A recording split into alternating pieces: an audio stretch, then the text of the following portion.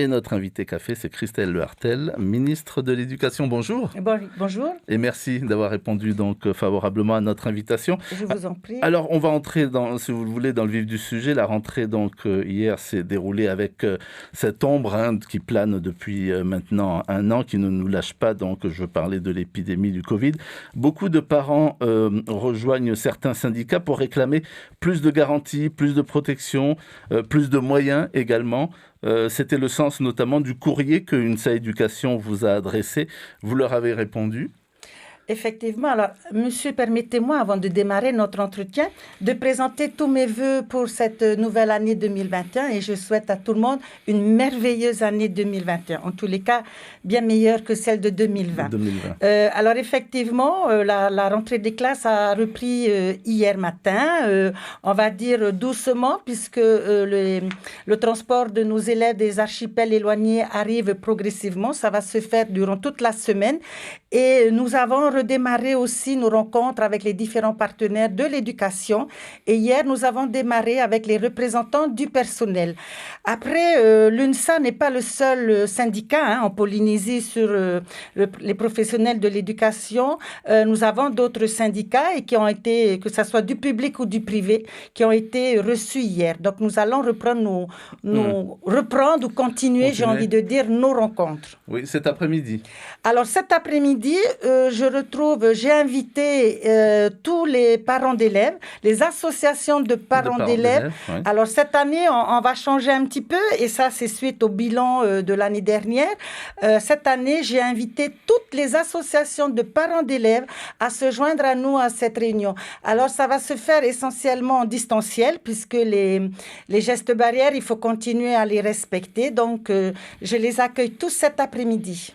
Alors, mais lorsque Teponisno, que vous avez entendu dans ce journal, le président de la Fédération des parents d'élèves, donc de l'enseignement public, réclame plus de transparence, dit par exemple qu'il n'y a pas assez de statistiques communiquées par le ministère de l'Éducation. Vous lui répondez quoi ? Alors, M. Snow, je le rencontre fréquemment puisque le président de la Fédération des associations des parents d'élèves, il est tout le temps convié à nos réunions et on répond systématiquement à toutes ces interrogations. Alors, c'est vrai que ce monsieur a tendance à tourner un petit peu en rond à chaque fois puisqu'il nous reprend effectivement toujours les mêmes questions, mais on répond effectivement tout le temps à M. Snow. Et puis, j'ai envie de dire que M. Snow, certes, est président de la fédération, d'une des fédérations, des APE, mais ce n'est pas le seul représentant des associations des parents d'élèves.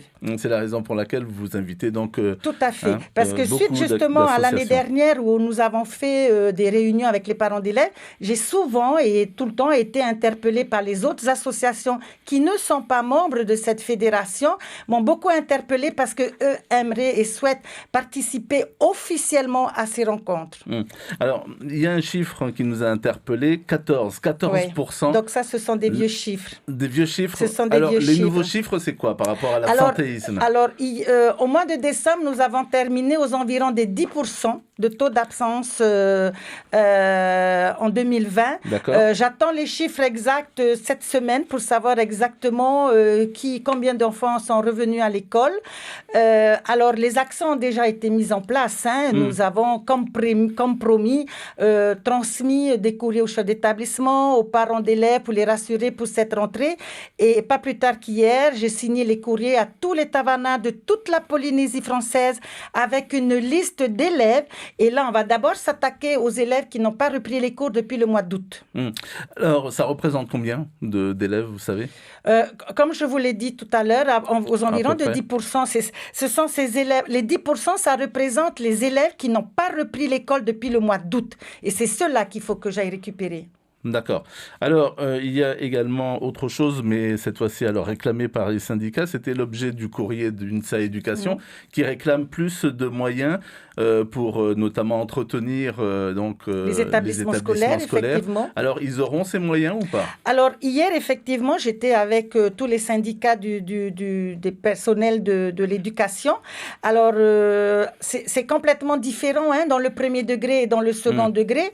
Dans le premier degré, c'est toute à fait à la tâche des Tavana, que l'on rencontre aussi fréquemment avec le haut-commissaire et avec le président du pays, à qui on rappelle bien évidemment les responsabilités de chacun.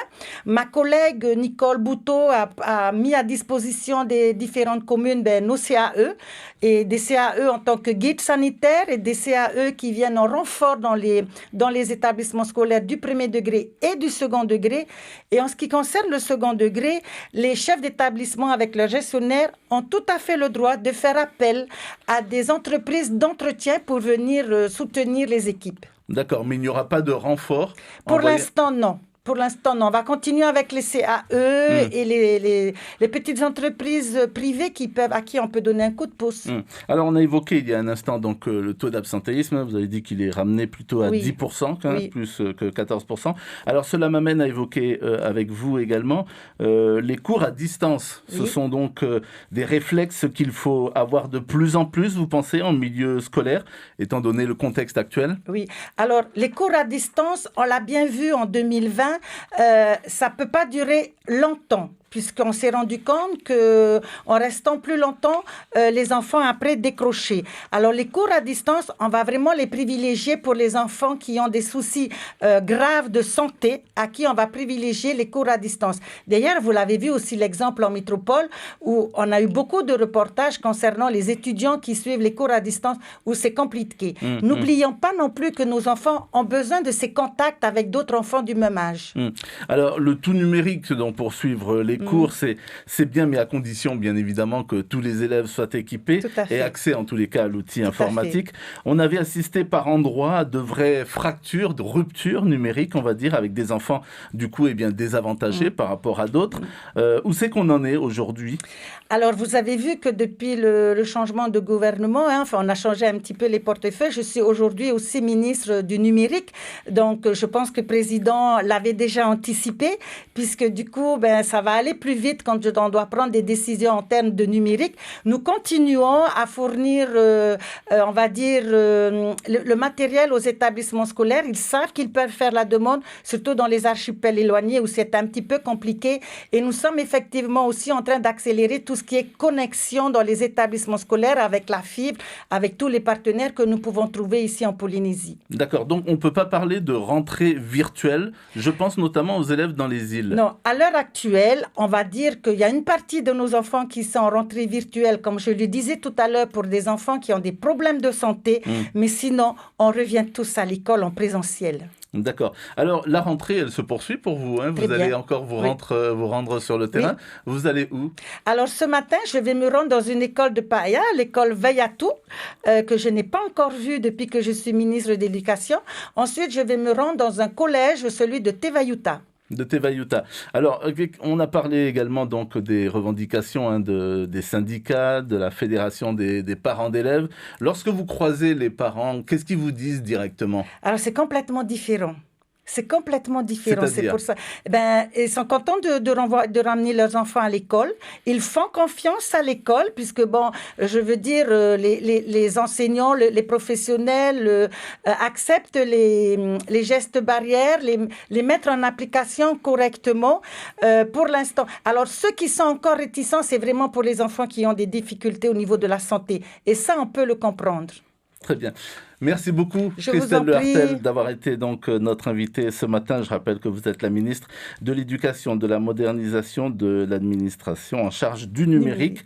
On retiendra notamment que, parce que nous, on était resté avec ce chiffre de 14% concernant l'absentéisme, il était plutôt plus proche de 10% en décembre dernier. Toujours plus élevé que les années passées, mais moins que 14%. Merci beaucoup. Je vous en prie, bonne journée.